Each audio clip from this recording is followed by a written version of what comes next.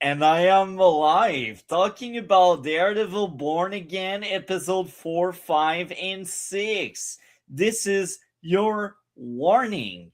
Spoiler ahead. We will talk about these three episodes. I did enjoy that a lot. This season, I like what I'm seeing. I like what I'm watching. I have concerns, for sure, but I also see a lot of very negative comment toward Daredevil Born Again. And I can see where some of it is coming from. Because Netflix rose the bar so high with the first two seasons of this show that a lot of people expect the same from Disney Plus. And I'm sorry, folks.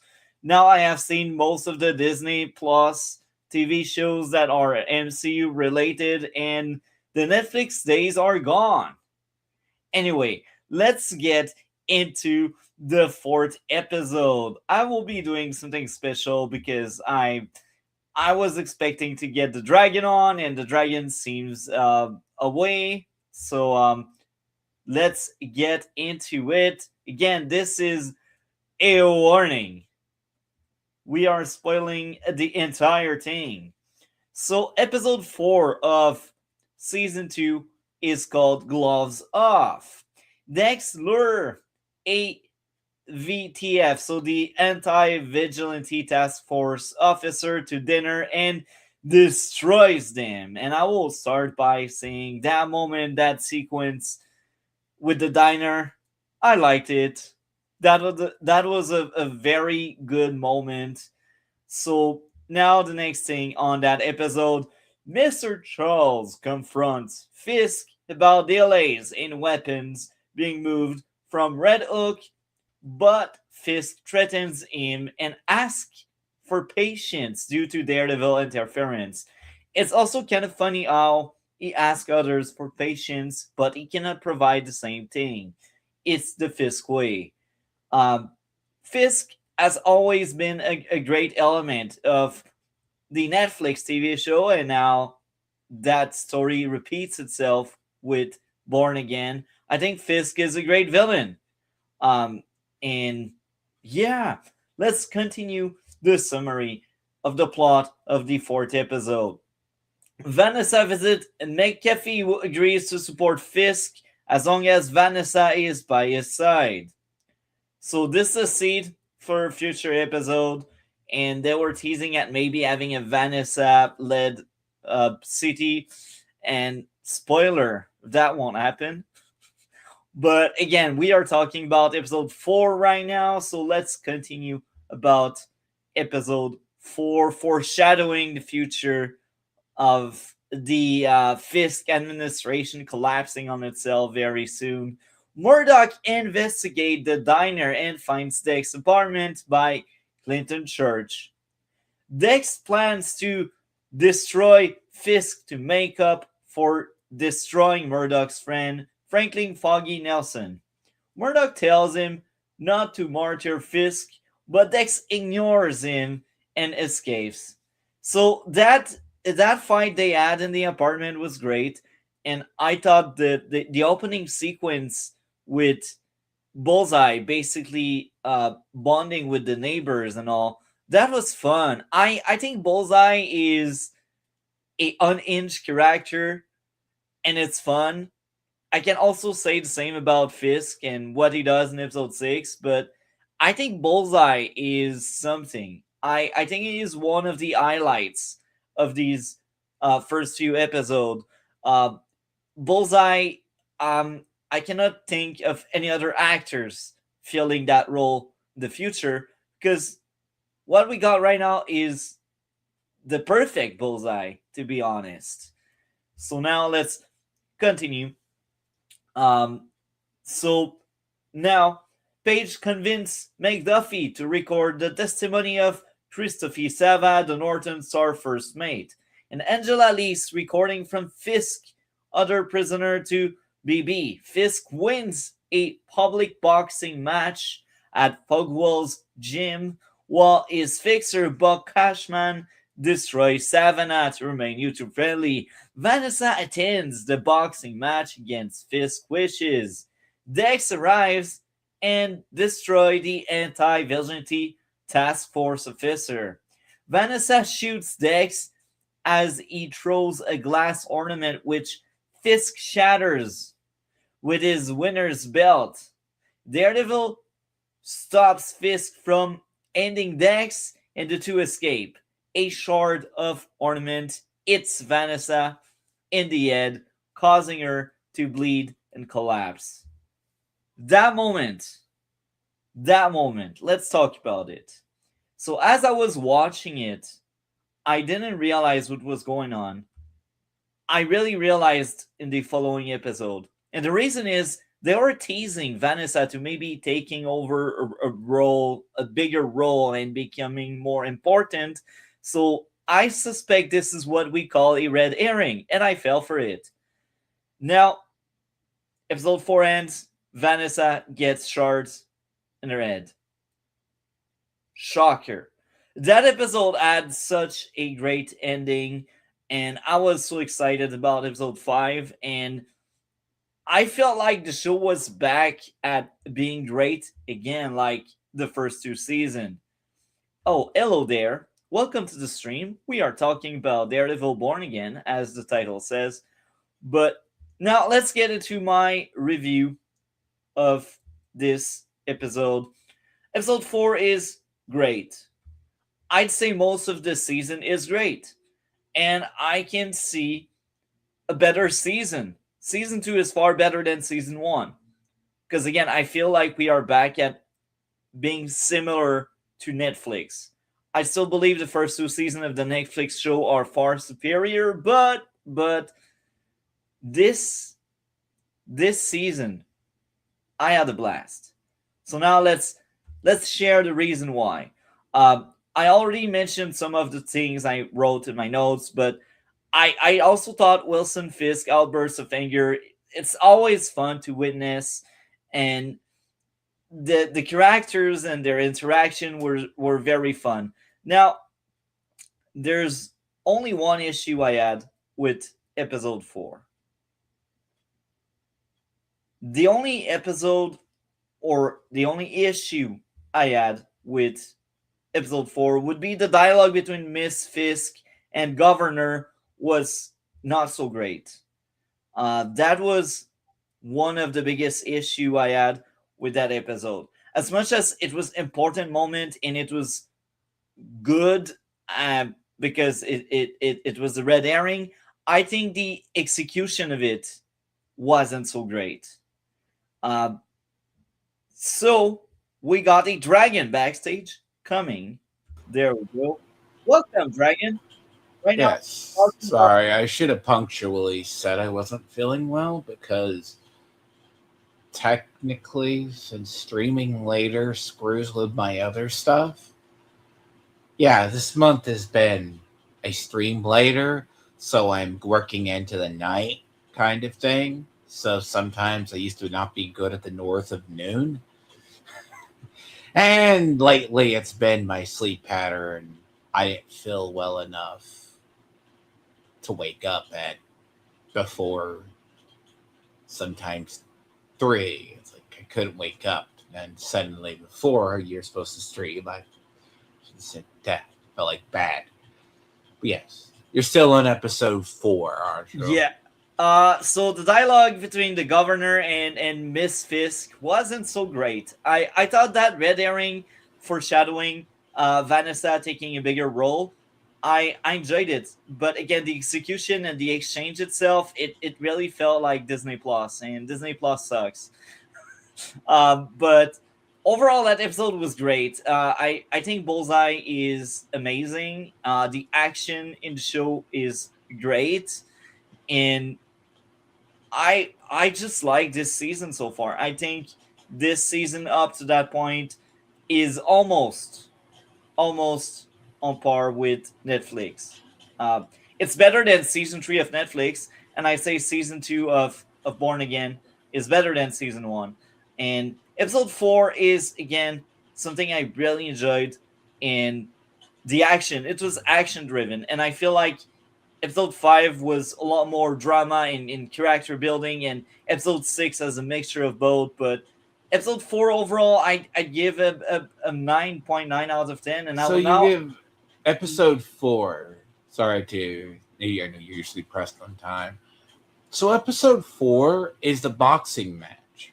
yeah, It's the one that's been the ultimate where Fisk is kind of like there's been an angle with Vanessa that you knew something might happen, but it's like she's doing the contrary to her comic book counterpart, because in the comic books they're going off Daredevil Born Again as well as Shadowlands. That's very more evident by episode 5 and 6. So Shadowlands is the other arc where Muse was introduced. So episode 4 to me was really good because he's trying to set up the narrative and still walk both lines of his life, being criminal and that. Vanessa is the heart of it. See, compared to like Echo and other shows that do Kingpin wrong, this Kingpin, it's like Vanessa is always Kingpin's heart. She is always the heart to the darkness. Because even in Marvel Zombies, he would need his wife. All right? It's a rule. It's been established. It's like Spider-Man's always Peter Parker, and his main love interest is always Mary Jane. Always. Now, with this being said, the episode doesn't feel like it is a departure because the charity boxing match, because Poindexter, I can never get used to calling him that, is Bullseye is on the arc similar to the comics where he started seeing his girlfriend had died, and he started seeing he would associate music with stuff, so he starts to idolize Daredevil. This is in the comics. So you see it mirrored with episode 4. You start to see it where he starts to view Daredevil as an idolized like his girlfriend, but not in the sexual manner, but versus the hero. And he thinks fix it, but it culminates in them fighting. Because Shadowlands, the interesting part to it is Shadowlands arc is Matt Murdock, that's the origin of the black suit with the horns that he's currently using. He's possessed by the hand of the beast of the hand. The beast of the hand is pure evil.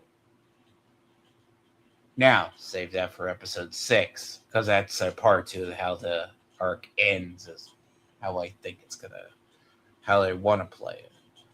But they're not doing that angle because he murders Bullseye in that one. This one, he doesn't want anyone to die, because that's why he has to stop his girlfriend.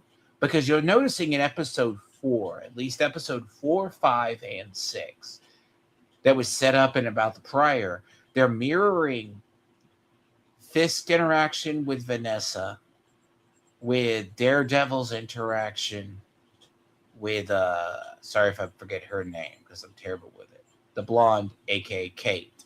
That's hers, right? Yeah. You see how the cinematography is mirroring one another. Yeah. She wants him to just flat out murder people. And I gotta say it. I gotta say this. Hopefully they take the show in that direction where Daredevil snaps. Because let's be honest, now we are 5 seasons into Charlie Cox's Daredevil, and at some point you need to shake up things. You need to change characters. So let me finish the idea. So I really hope that next week Karen dies, and that causes Daredevil to snap, and now Matt is set into ending Fisk, like literally, because I think that this is the only natural place where the character can grow, because he already had the dilemma: is the system works? Because in season 3 he left the Fisk in the hands of the system, and it kind of failed because now Fisk is mayor. So again, I really believe this is the only logical place they can put Daredevil in. By the end of this season, he needs to take a life. I'm sorry, folks, but like at that point, he is not moving that much as a character. Last season, we had something I wasn't the biggest fan of, but they tried to do something. They tried to remove the Daredevil aspect to Matt, and that kind of worked for that season because Foggy Mm. died, and now he's full on Daredevil, and there's no longer that Matt Here's the aspect. thing. I think Daredevil Born Again is 100. It's not connected to the Netflix. I think that's the mistake.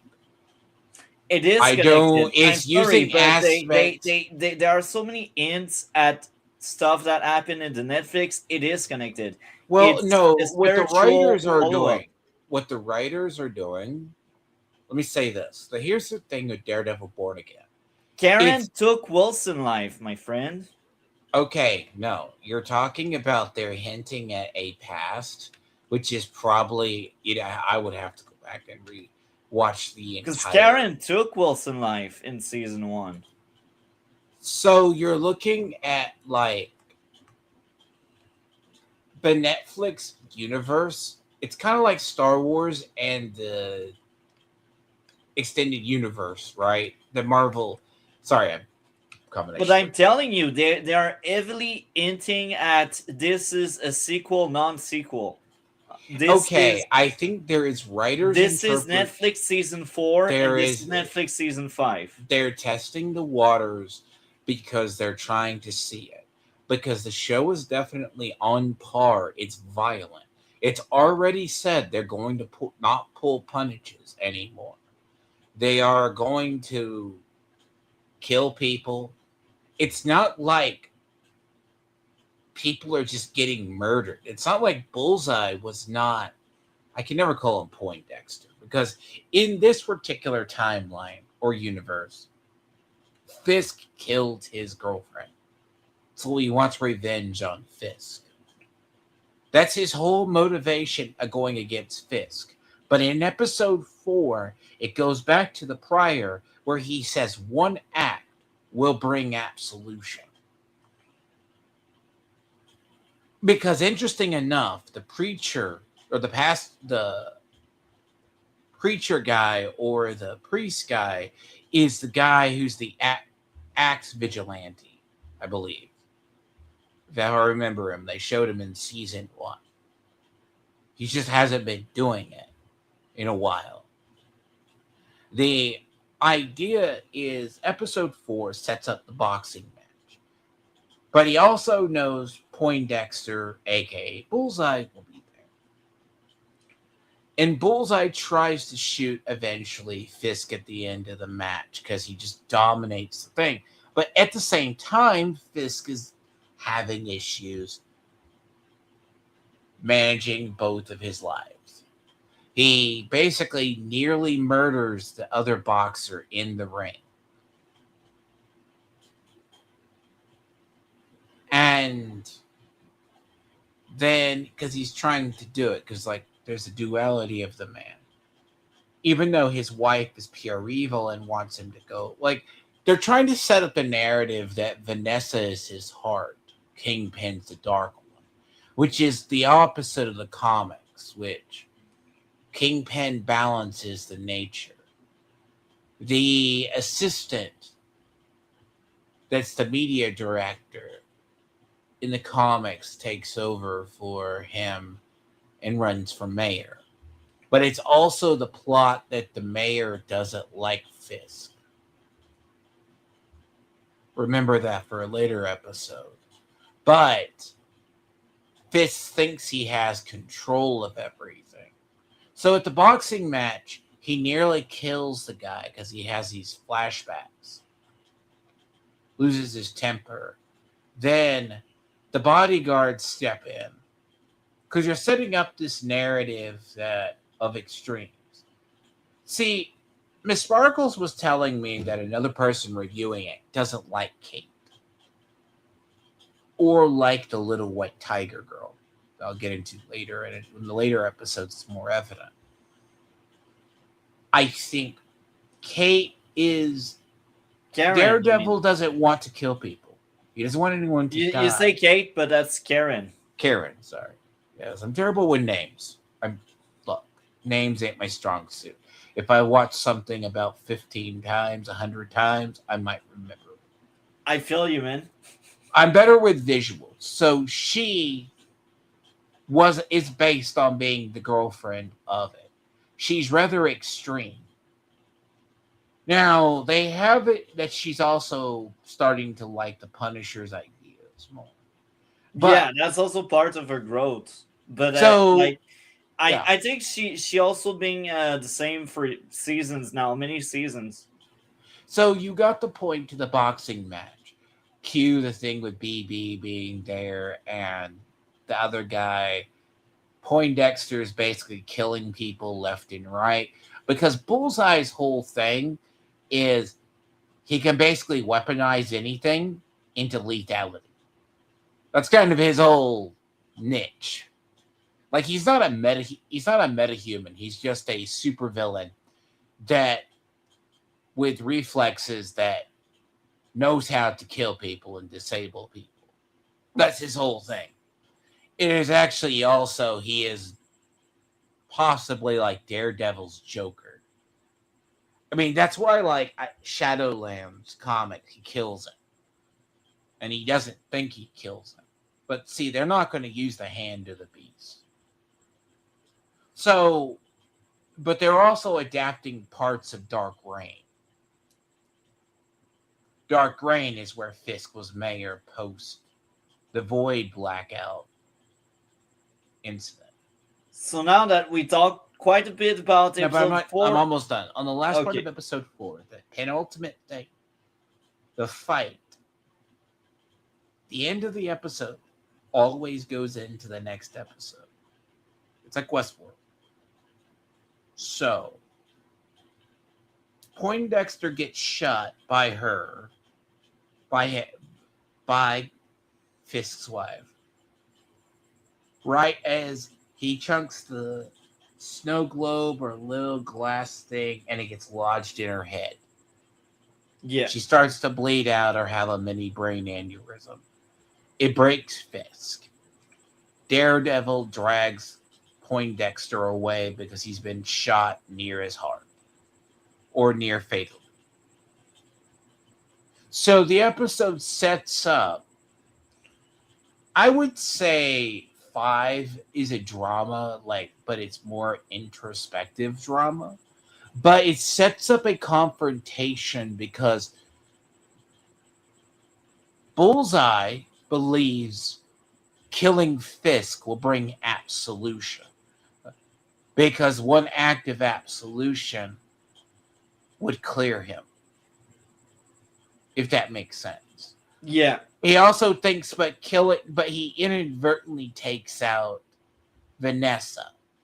But it also is foreshadowed earlier in the episode and in the last 2 that Poindexter, aka Bullseye, wants to kill her and potentially Fisk. So it's a little bit weird because every time you would see him listening to music prior, that's his insanity. So, but I give the episode a solid. I give it a 10 because I think 4, 5, and 6 surprisingly have good pacing. Season 2 so far has had the little nuggets build up from the prior episodes. And there's like about 2 to 3 episode arcs. But the writers are spot on because certain parts of the episodes, especially when you get into 5, and 6. Both, even though they tell you a little bit in flashbacks prior, it's that. That's why I give it a 10. Because this is the episode. 4 is the boxing match that was hinted at in 2, I think it was like 1, about 2 or 3, episode 2 or 3. Now, it's the penultimate, like, break. That's why I said I give it a 10. Like, it is a good episode.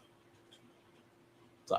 Perfect. So let's get into episode 5. So episode 5 is an improvement for me. I thought episode 5 was actually amazing.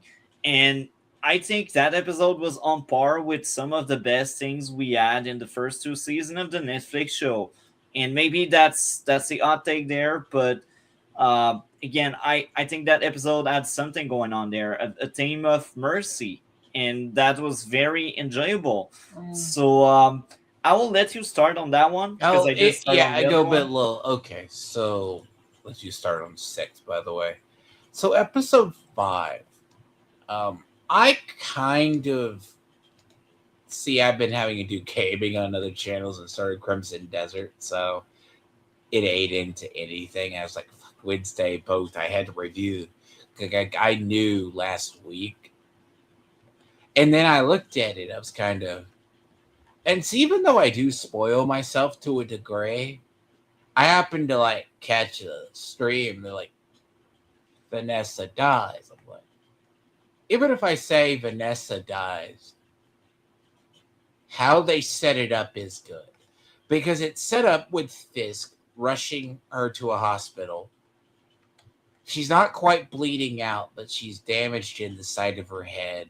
That, like, it's like a brain aneurysm or stuck in a spot that's pretty lethal. Like she's going to bleed out, or it's an artery, or it's going to clot.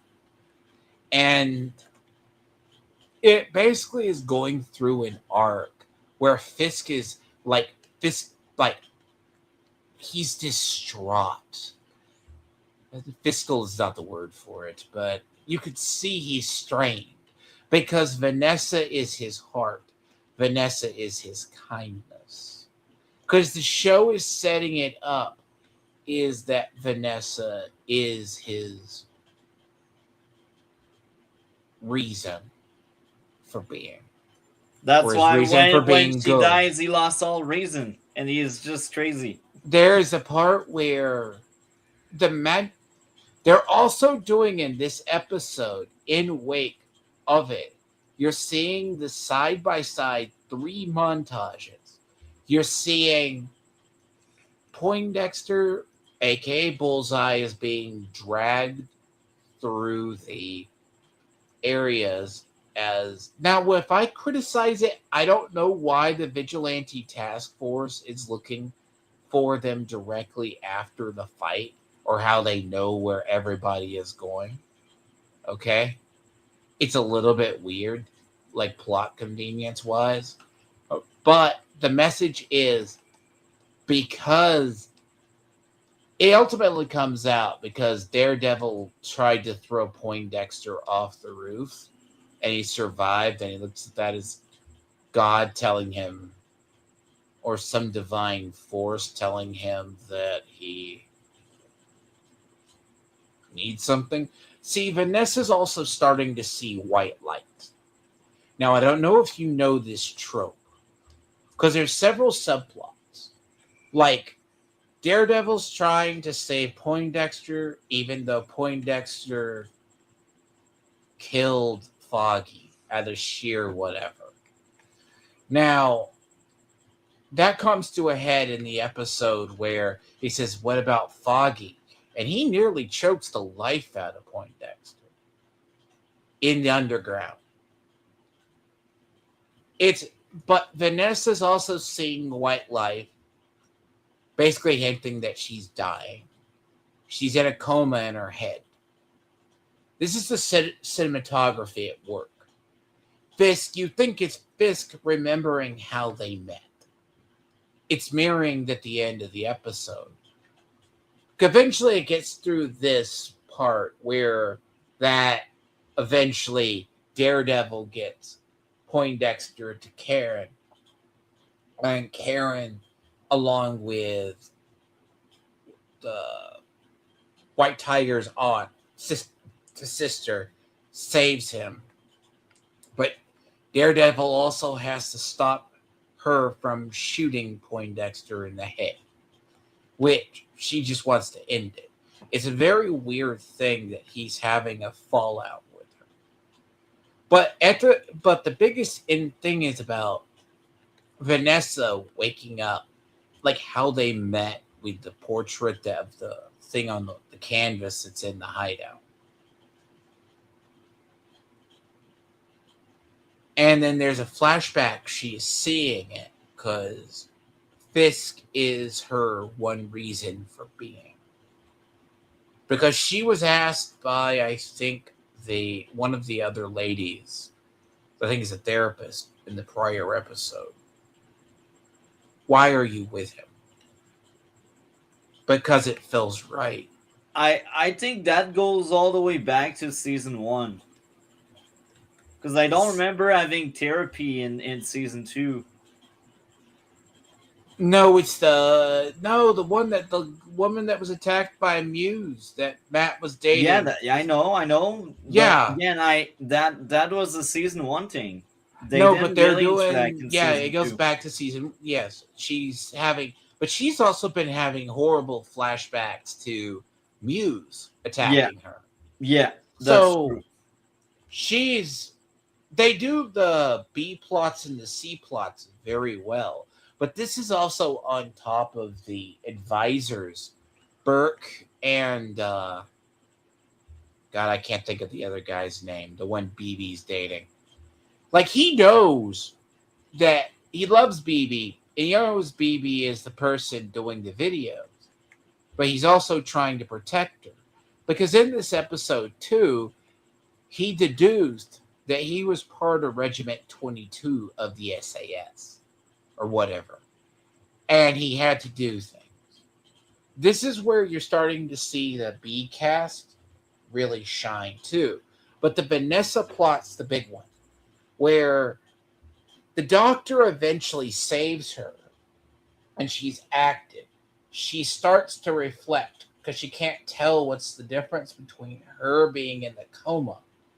Eventually, I guess, Poindexter gets stabilized, which, I mean, he flat out says after he nearly beats him to death, he goes, "Why don't you kill me for killing Foggy? Or let him die by the Punisher, by the police." Because one of the big deals is he wants him alive, basically. Do you want to add anything else? Oh yeah, I'm still talking about it. Sorry. So the big deal with Vanessa's seeing light. Fisk starts reminiscing what would happen and how she is his moral center. It's blended in with her story on how they met. Now, when she wakes up, it goes through the episode. There's the part because the scenes with Daredevil and Karen and saving Poindexter, as well as how Foggy, a past thing with Foggy, basically with Foggy, right? Because this is all one episode. And I was like, normally this is going to be too much of a plot to explain. They mirror it. But they also show that Fisk wanted Foggy's friend murdered. Now, because he's reflecting on it, his past. Now, you want Daredevil to kill someone. I mean, that's kind of what happens in Shadowlands. That's the only way they can make him grow, because let's be honest, he struggled with not taking lives for like 5 seasons now. We need change. We need something new. So we need a breath of fresh air. After we get through 6, I have a theory what they're doing, but then again, I've been semi-close, but every time I think they do, they change it. So episode 5 ends where starts to wake up. She wants pineapple juice in water because, and he's like, that wouldn't be because she's very different. She had the head injury. You could tell that she's starting to see white light.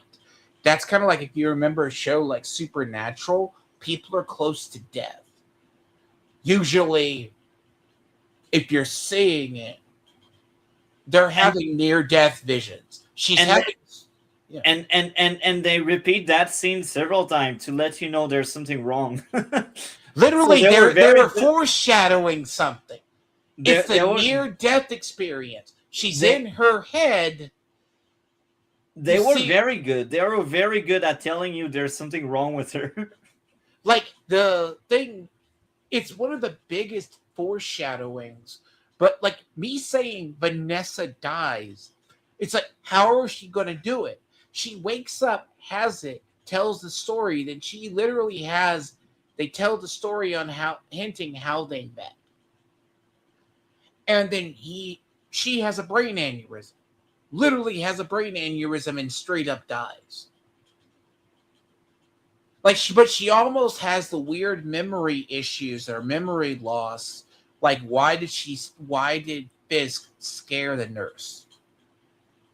It's off because she's lost some memory or her brain is not correct. So they tell the story as she does. She has like this stroke in her head because there's like a blood clot. And then Fisk doesn't think anything's wrong. And she just dies. Nurses or whatever, they haven't moved the body. In rage, the doctor's comforting him. Because this is kind of mirrors that he saved Poindexter, especially after nearly being shot point blank by Karen because of Foggy. He basically bear hugs the doctor, kills him out of sheer murder or bloodlust because he thinks he failed to save his wife. Not that there was a blood clot or something else that occurred. And then Burke removes the body. But this is also in, I think, the same episode as well, that the director of media was meant to go cut up a body. Now, that's a good subplot. And then there's also a weird subplot in one of these episodes with the former girlfriend and Burke letting him be choked by her to get the trauma of being traumatized by a muse out. But Vanessa dying, it ends with Fisk breaking. Now, snapping out. You don't know, and I'm like, that's going into episode 6. Like, I give this episode a 10 out of 10. Like, the one part a little bit about I will give it a nagging issue is that the anti-vigilante task force always knows where everybody is. I swear to... That's actually true. That is so... When you think about it, you're right, bro. It is so... It's the one thing I will get these showrunners for. The showrunners, it's... they're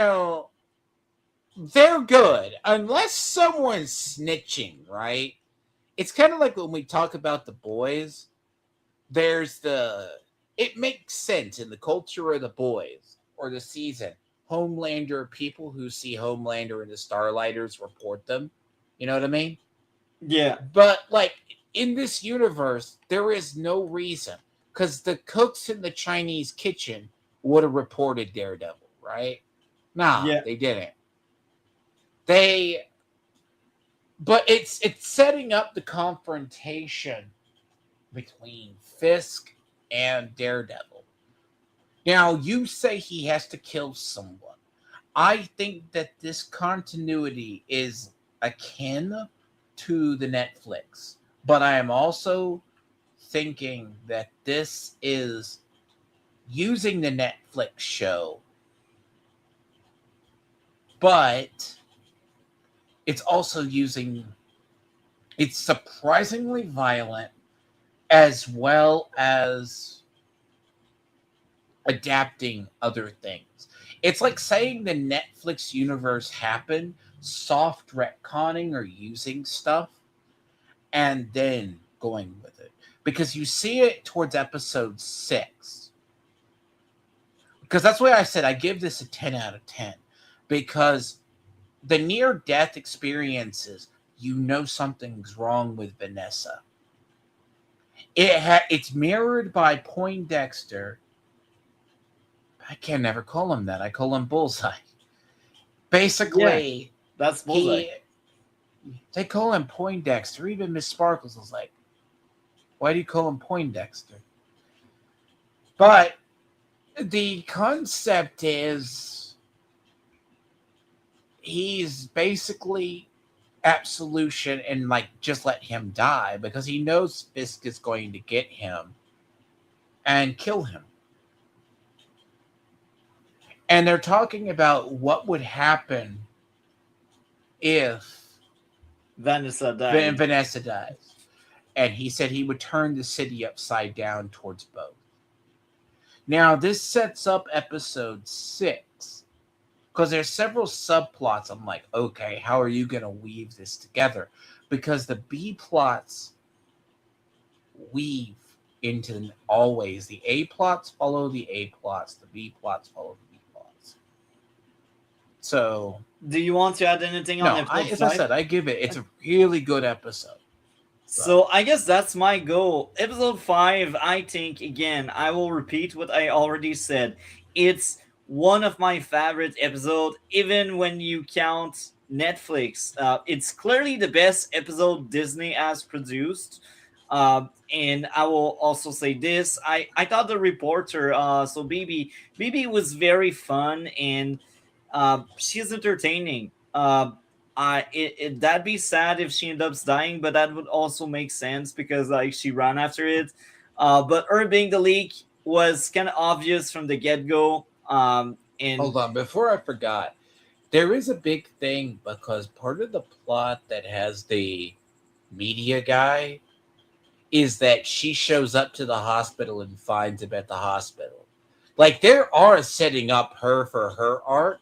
I don't like her as an actress, sorry. She's still... I think she's still new. That's probably one of her first few gigs. She plays a weird role in this. She's doing the vigilante journalism, but she's also the most annoying character as well. So, to get back to what I was saying, I think the ends at Vanessa not feeling well were great. Foggy was very entertaining in the flashbacks, and we see the origins of Nelson and Murdock, and it really felt like it could have been part of their origin in the Netflix show. And in the car ride, the guy realizing he's a target, that was kind of fun. Foggy giving a second chance to a thug was a nice thing. And Vanessa's death was tragic, and it was interesting for building because again, Daredevil was like, if Vanessa dies, Fisk will be after us, and this is what happens, and Fisk goes nuts and that kind of stuff. There's one part I forgot too. They build up her death at the end of the episode right when Fisk is the most vulnerable. Yeah. That is what's a killer. Yeah, for sure. So other aspect I did like a lot about that episode, there was a team of good guys need mercy, and that's why they are different from the bad guys. And Foggy was Matt moral compass, and that's great. Team of the system being rigged in the flashbacks, and that goes back to the need of Daredevil and why Daredevil came around. It's because the system is deeply flawed. And Again, the more I was watching that episode, the more I was like, we need Daredevil and Matt to actually take a life by the end of this season to really see growth and to really see change. Because now he is advocating for mercy and to help and to be better than them. So for him to snap and break, that'd be amazing twist and turn, and that's what's needed, to be honest. So again, episode 5, we didn't get too much. We didn't get a lot, but what we got was amazing. And for me, it's a standout episode. I have no issues with it. I was at the edge of my seat. The action, the dialogue, it's more like the dialogue in that case where they hide in the church. It's all very good. And it reminded me of the episode in season 1 where uh, Daredevil is stuck with someone he needs to help that got shot, and he needs to cauterize the wound. If you remember that episode, uh, that that I think that was a Russian guy that was sent after Daredevil in the original Netflix show. But that episode we got, episode 5, really reminded me of the good old school Netflix show.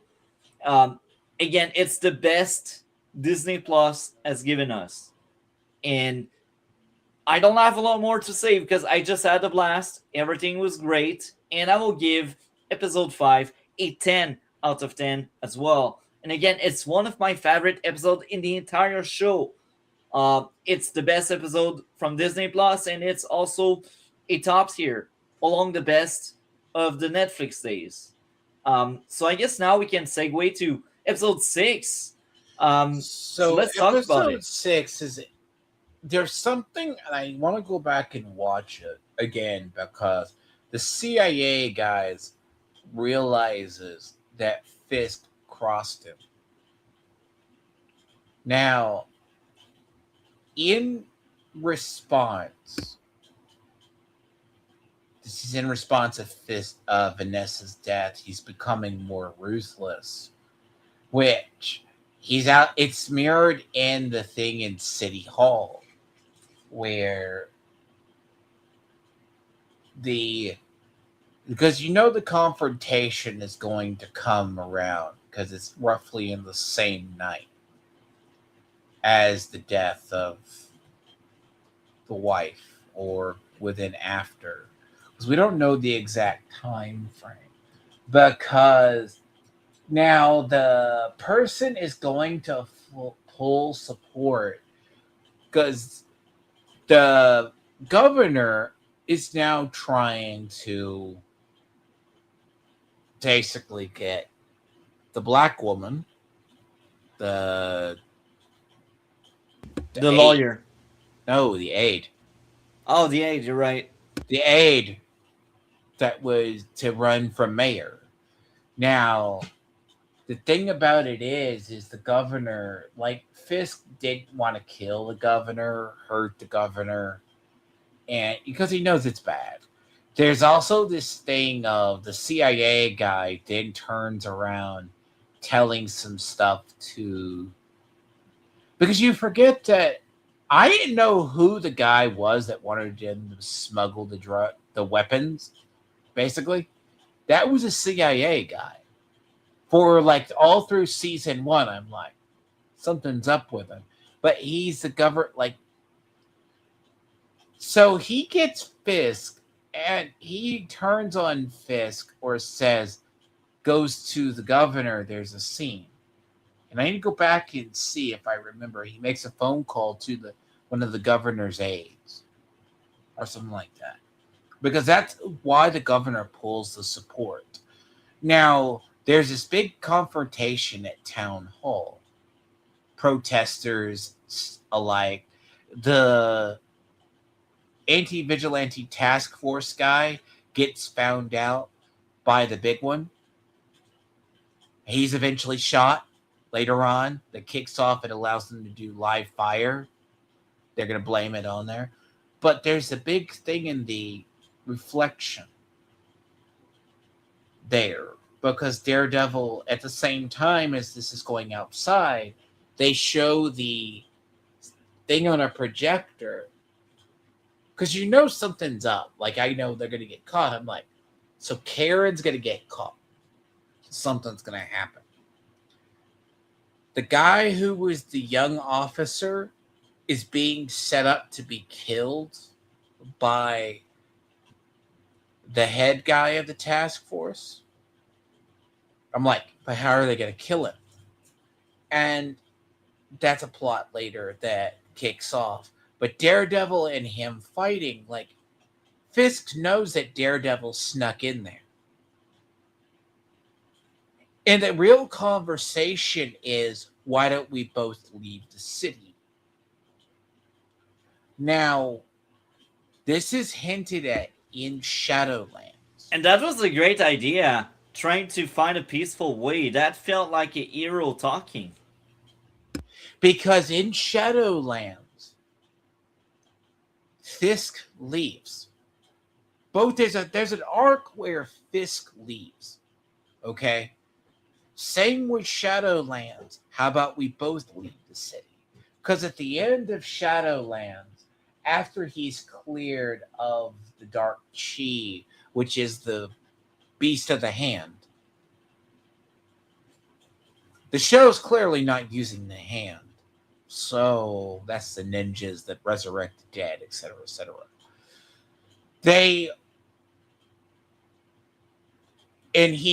That's the reason he murdered Bullseye in Shadowlands. Which, they're like, why don't we leave? Because at the end of Shadowlands, Matt gets on a bus and disappears. Like, to bumfuck nowhere. And then he comes back around to New York for Devil's Reign. See, a lot of this is mirroring Devil's Reign. Because Devil's Reign also has a hand subplot. But then again, the show's not using it. Where he eventually, Fisk leaves. And he just goes somewhere else. So there's a fight. He eventually throws Daredevil into the painting that Vanessa was together. And he cries. It causes him pain. Now, unlike in the fight in Echo, Fisk has a reason to be in pain. Like, the show is setting this up. Like, he wants to give him an out. But Daredevil's also trying to show mercy to Fisk. Why don't you just leave? And we don't know how it's going to end in 7 because they're still fighting to a degree. Karen has been nearly caught by the head of the vigilante task force. I'm surprised that she didn't catch a bullet in her head. They wanted that cliffhanger. Apparently, Angela. They need to offer. So Matt loses trap. Here's a speculation I have, and I might be very wrong. Something might happen to her. Something. That's what I'm saying. She needs to die so Matt can be destroyed and shattered and he can turn into a monster. Unless someone comes in and saves her at the last minute. Like Punisher? Yeah, sure. Well, okay. No. Punisher. Here's the thing. This is also the episode Jessica Jones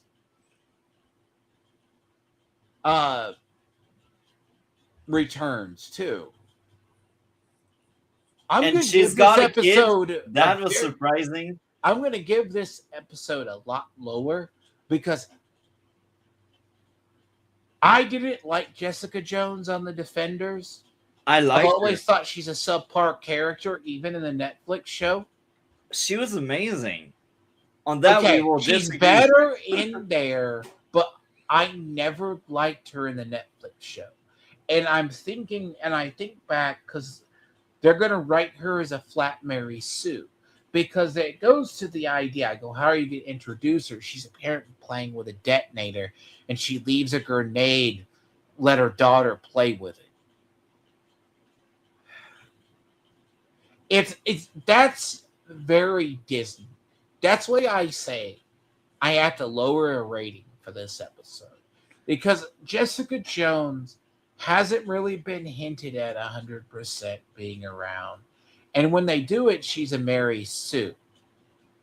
It's one of those things of that subplot. It's because we don't know when the Punisher, the last kill, takes place. So we have it. That's coming out after Daredevil Born Again. And that's the next time we talk about Daredevil, because we'll cover that Punisher episode with the last two Daredevil. No, that we should cover after, because no, we will cover all of them at once. No, you're talking about because it's going to come after the finale. Because I'll have to look the date up when they're going to release it. It's the 12th. So they're going to release the last right kill. After. Yeah, right after the show. That's why I'm saying we will cover all of these three together. It makes me wonder if they're going to either shove the Punisher into the next episode, or they're going to shove him into the finale. Because the last kill, and this is the departure, because it's been hinted at that the Netflix Marvel was more popular than it appeared. Now, we won't probably see Immortal Fist, the Defenders, all of them come back. I don't want Iron Fist to come back. I'm sorry, but you suck. His show was terrible. There's the thing of you're talking, but it's also, we could say Daredevil. A lot of people don't like Daredevil.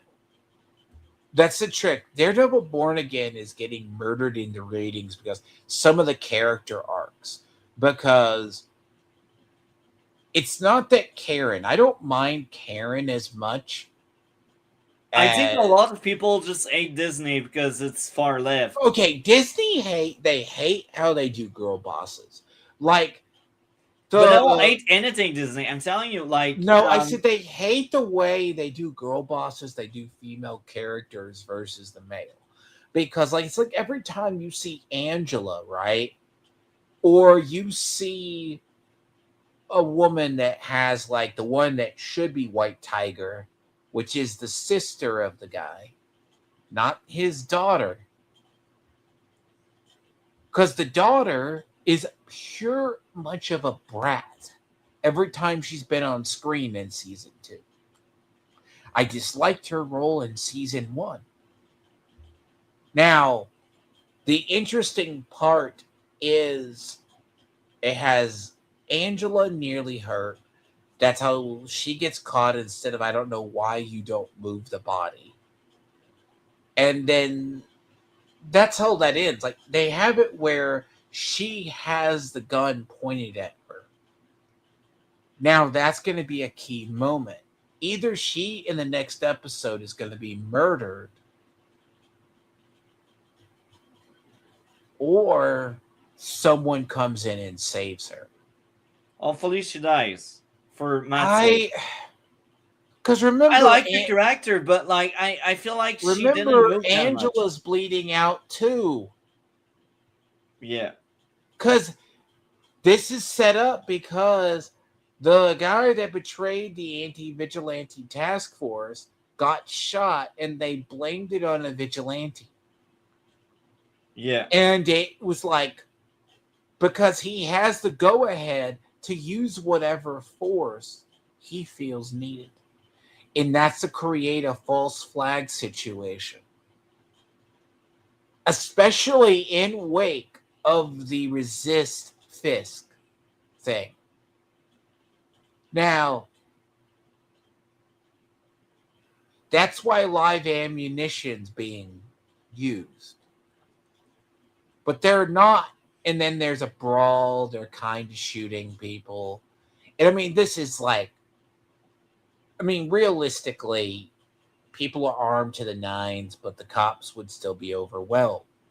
But it's also the city of it's confusion because there's still the people who support Fisk, and there's still people who support the task force, the anti-task force people, which is it's interesting. It feels like it's a bottle episode going into the final arcs.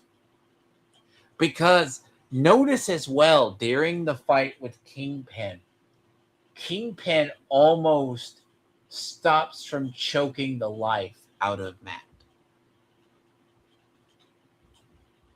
It's an interesting fight because I'm like, but this isn't going to be the ultimate fight. Because Fisk breaking, he could have easily caught Daredevil and choked, like literally bear hugged him to death. But he didn't. Even you saw that in that episode. It ends with Fisk in tears, so we don't know if there's going to be more of a fight or something else is going to happen.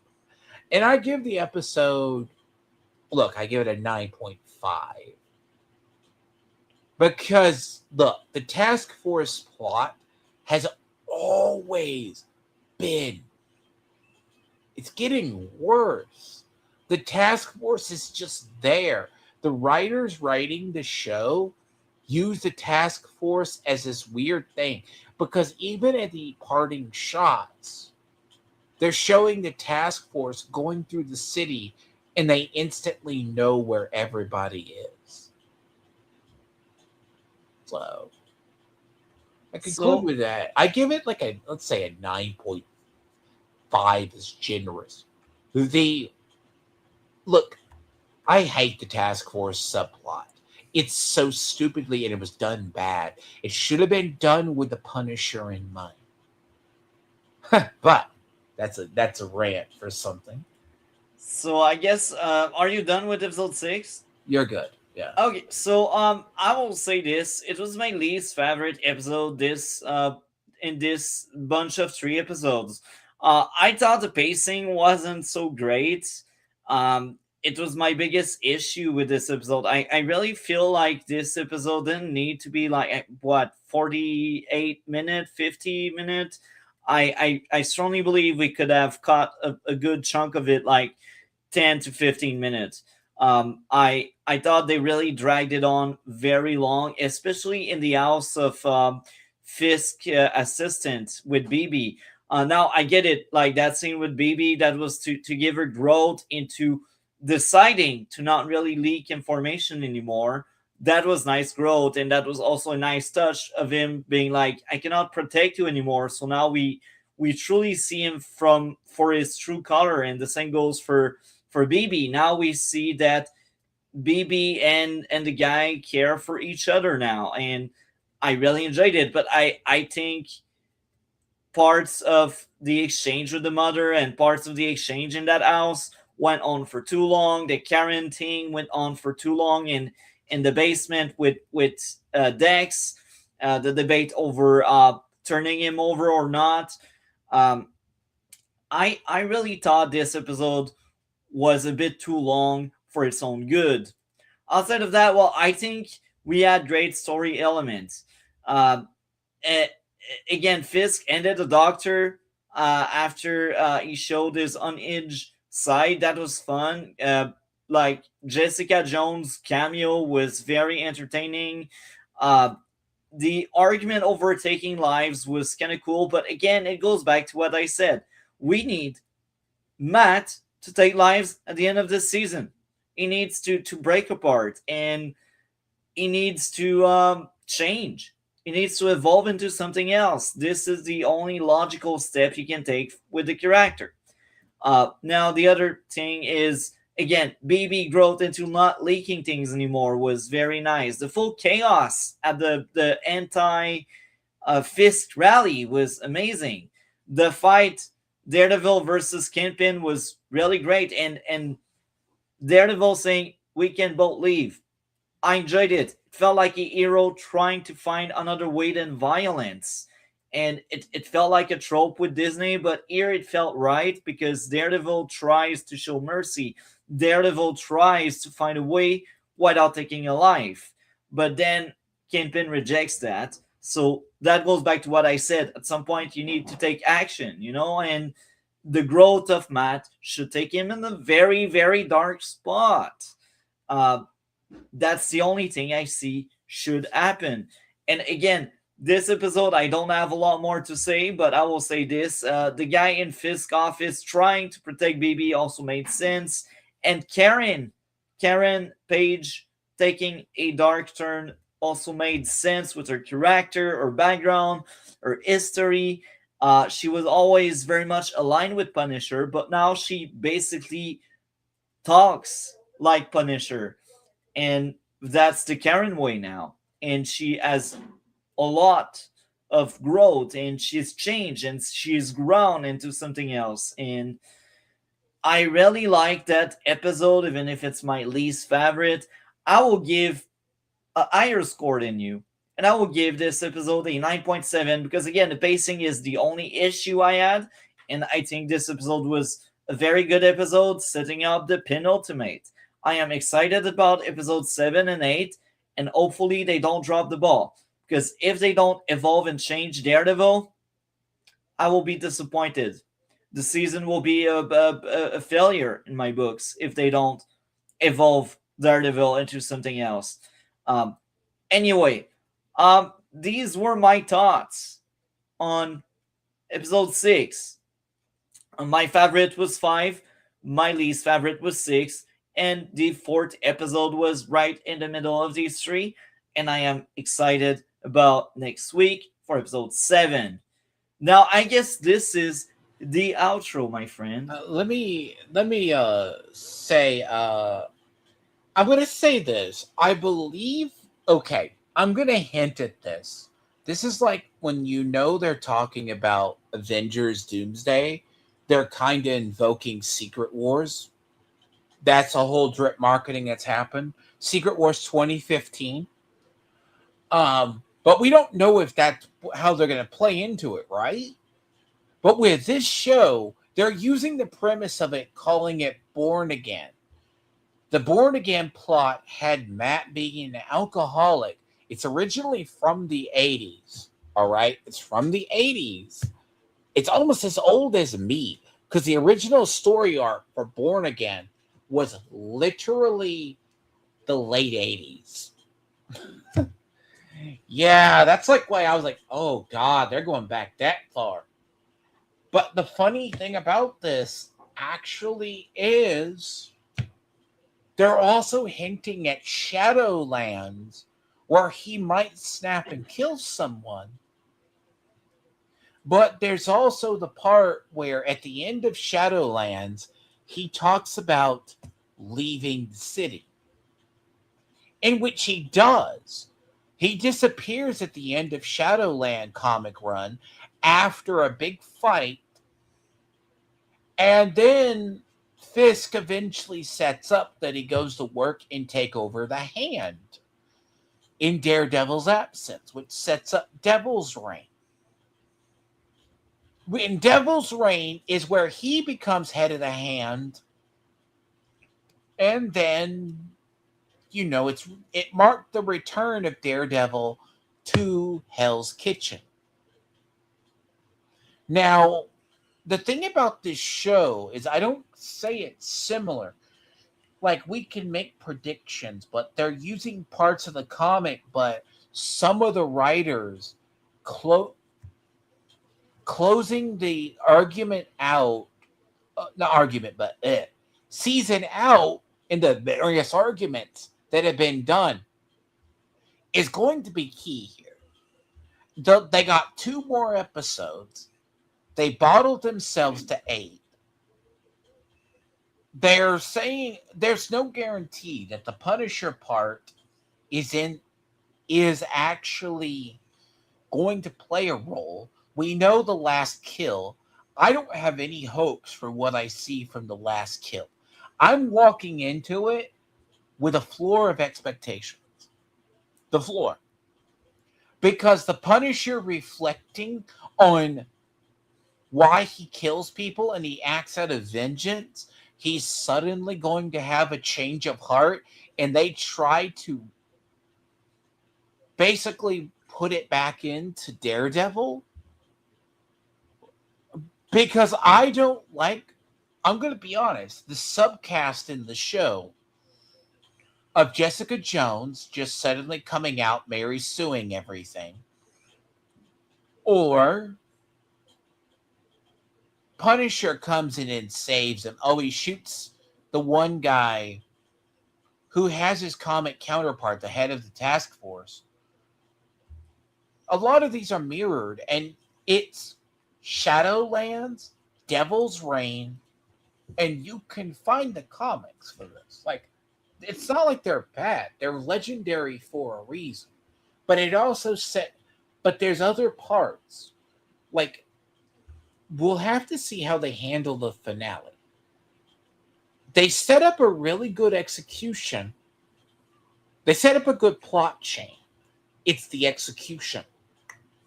And I kind of start to feel that Punisher the Last Kill will play no part. I'm going to say that as of now.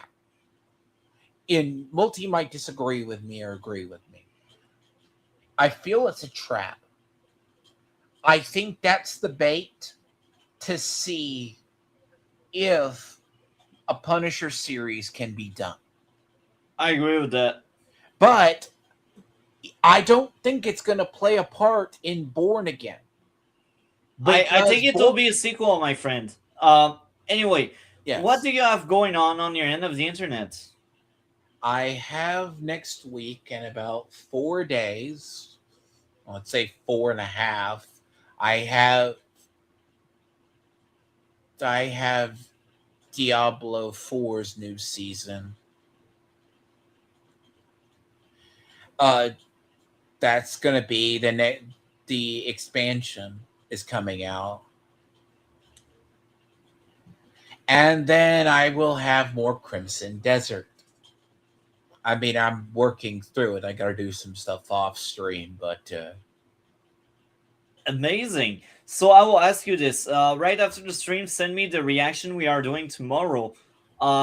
So that's the teaser. Tomorrow we react to things, and again, that will be Dragon Speak. And Dragon, send me the link of the video we will be covering tomorrow, 8 p.m. Eastern time.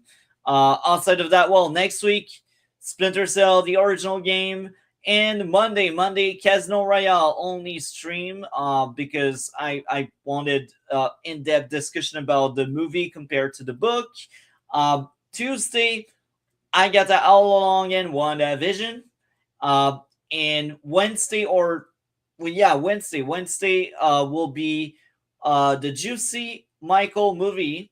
Apparently, everyone hates it. I cannot wait to dreadfully watch it.